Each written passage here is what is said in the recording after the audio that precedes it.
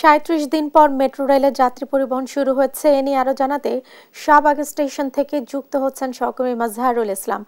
Mazhar, metro rail চালুর আজকেই তো প্রথম দিন, তো যাত্রীদের মাঝে কেমন স্বস্তি দেখছেন, কি বলছেন তারা? জি, আপনাকে ধন্যবাদ। আপনি যেমনটা বলছেন যে ৩৭ দিন পরে যে মেট্রো রেল চলাচল শুরু হয়েছে এবং এর মাধ্যমে কিন্তু যাত্রী অর্থাৎ যারা এই মেট্রো রেল চলাচল করেন তাদের মধ্যে কিন্তু স্বস্তি ফিরেছে। এবং আপনি জানেন যে আজকে সকাল ৭টা ১০-এ মূলত উত্তর স্টেশন থেকে মতিঝিল অভিমুখে প্রথম ট্রেনটি আসে এবং এরপর থেকে কিন্তু সকাল ৭:৩০টায় মতিঝিল থেকে উত্তর অভিমুখে ট্রেনগুলো ছেড়ে যায় এবং সকাল থেকে কিন্তু ট্রেনগুলো যথাসময়ে যাচ্ছে এবং মানুষ জনমনদের স্বস্তি ফিরেছে, সেটা কিন্তু আমরা তাদের সাথে কথা বলে বুঝতে পেরেছি। এবং উপচে পড়া ভিড় ছিল কিন্তু স্টেশনগুলোতে। আপনি জানেন যে গত ৩৭ দিন এই মেট্রো রেল বন্ধ থাকার ফলে রাজধানীর সড়কগুলোতে আমরা যেমন যানজট দেখেছি, মানুষকে ভোগান্তিতে পড়তে দেখেছি, কিন্তু আজকের চিত্রটা একেবারে ভিন্ন। বিশেষ করে মিরপুর অঞ্চলের যে চিত্র, সেই অঞ্চলগুলোর মানুষ কিন্তু স্বাভাবিকভাবে যাতায়াত করেছেন এবং আমরা মানুষের সাথে যখন কথা বলছিলাম তারা বলছেন যে গত কয়েকদিন, গত ৩৭ দিন তাদের কিন্তু নানা ধরনের ভোগান্তিতে পড়তে হয়েছে। আজকে মূলত যেহেতু আবার মেট্রো চলাচল শুরু হয়েছে, এই জন্য তারা স্বস্তি প্রকাশ করেছেন এবং তারা বলছেন যে এগুলো সামনের দিনের স্বাভাবিক থাকবে। আপনাকে একটা বিষয় বলে রাখি যে ছাত্র জনতার আন্দোলনের ফলে 18 জুলাই যখন মূলত মিরপুর 10-এ একটা ট্রাফিক পুলিশ বক্স পুড়িয়ে দেওয়া হয়, এরপরেই কিন্তু পরের দিন থেকে অনির্দিষ্টকালের জন্য মেট্রো রেল বন্ধ ঘোষণা করা হয়। মেট্রো রেলের নিরাপত্তার দায়িত্ব থাকেন মূলত এমআরটি পুলিশ গঠন করা হয়েছিল। আজকে কিন্তু মেট্রো রেল স্টেশনগুলোতে আমরা এমআরটি পুলিশকে দেখতে পাইনি, মূলত নিরাপত্তার দায়িত্বে নিযুক্ত এপিবিএন বা এসপিবিএন এর সদস্যরা, তারা কিন্তু সকাল থেকে যাত্রী যারা আছেন এবং মেট্রো রেলের উপর যেন কোনো হামলা না হয়, কোনো ধরনের নাশকতা না হয়, সেদিনের কোনো এপিবিএন এসপিবিএন এর সদস্যদেরকে আমরা দেখেছি। এবং কর্তৃপক্ষ যেটি বলেছে, তারা আগের যে কোনো সময়ের চেয়ে তারা কিন্তু নিরাপত্তা আরো বাড়িয়েছে এবং এই নিরাপত্তা আরো বাড়াবেন। এবং আজকে কিন্তু সার্বিক বিষয় নিয়ে কথা বলার কথা আছে সড়ক উপদেষ্টা ফাউজুল কবিরের, এবং তিনি মূলত পরে হয়তো বা জানাবেন আরো বিস্তারিত।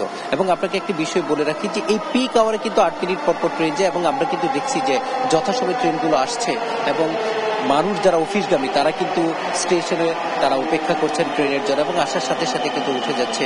এবং টিকিট কাটার যে বিষয়টি সেটি কিন্তু আগে নিশ্চিত করতে হয়। এবং আপনি জানেন যে সকাল 7:10, 7:20 পর্যন্ত যে দুইটা ট্রেন দুটি চলে, এখানে কিন্তু শুধু এমআরটি পাসদারিরাই উঠতে পারে, বাকিরা কিন্তু উঠতে পারে না। আপনাকে আরেকটি তথ্য বলে রাখি যে ক্ষতিগ্রস্ত হওয়ার কারণে কিন্তু 15টি স্টেশনের 2টি স্টেশন বন্ধ রয়েছে, অর্থাৎ শেওড়াপাড়া এবং মিরপুর 10-এর যে স্টেশন দুটি রয়েছে সেই স্টেশন দুটি কিন্তু বন্ধ রয়েছে এবং মূলত এই দুটি স্টেশনে কিন্তু দুর্বৃত্তরা হামলা চালিয়েছিল। ফলশ্রুতিতে এই দুটি স্টেশন কিন্তু একেবারেই বিধ্বংসী অবস্থায় আছে।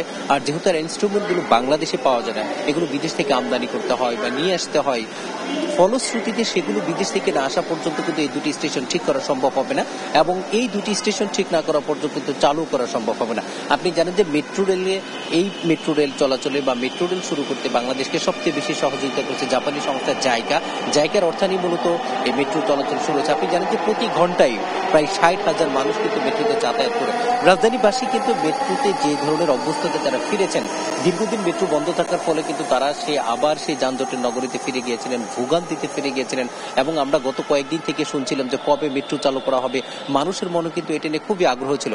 আপনি জানেন যে গত 17 আগস্ট মেট্রো চলাচল করার শুরু কথা ছিল, কিন্তু নিম্ন দিকের যারা কর্মচারী আছেন তারা কিন্তু এক ধরনের কর্মবিরতিতে গিয়েছিলেন, যার ফলশ্রুতিতে কিন্তু 17 আগস্ট মেট্রো চলাচল শুরু করা সম্ভব হয়নি। এরপরে কিন্তু নিম্ন শ্রেণীর যারা কর্মচারী আছেন তাদের দাবি দেওয়া পূরণের আশ্বাস দেওয়া হলে তারা কিন্তু কর্মবিরতি থেকে স্থগিত করে ফিরে তারা তাদের কর্মে পড়ে এবং এরপরেই কিন্তু মেট্রো রেল চলাচলের সেই সিদ্ধান্তটি আসে। এবং গতকালকে কিন্তু পরীক্ষামূলকভাবে অনেকগুলো মেট্রো রেল চলাচল করতে দেখেছি এবং পরীক্ষামূলকভাবে চলাচল শুরু করার পরে আজকেই সকাল 7টা থেকে কিন্তু যথাসময়ে মেট্রো চলাচল শুরু হয়েছে এবং সপ্তাহের প্রথম কর্মদিবস হয় কিন্তু আমরা সকাল থেকে উপচে পড়া ভিড়ও দেখেছি মেট্রো স্টেশনে। এই ছিল রাজধানীর শাহবাগ স্টেশন থেকে আমার কাছে সর্বশেষ তথ্য।